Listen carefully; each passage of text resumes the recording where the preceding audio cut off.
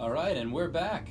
What you heard there was Donovan with Hurdy Gurdy Man, which was inspired by his time spent in India with the Maharishi, coming in at number 5 in 1968, and Judy in Disguise by a group from down in New Orleans called John Fred and his Playboy Band, with their single from also the same year, 1968, and it went straight to number 1.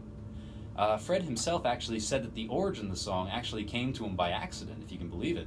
Sometime in 1967 or 68, he heard the Beatles' song Lucy in the Sky with Diamonds playing on the radio. It was the first time he had ever heard the song, and he thought that they were singing Lucy in Disguise.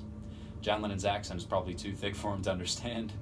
But after realizing his mistake, Fred decided to mess around with the title a little bit and changed the name from Lucy to Judy, and kept his initial mistake to make Judy in Disguise. On a side note, that's probably one of those songs you never really hear played that often on classic rock radio anymore, despite the fact that it was a number 1 hit. But that's probably because it was a little too different from everything else that was being released at that time in 1968.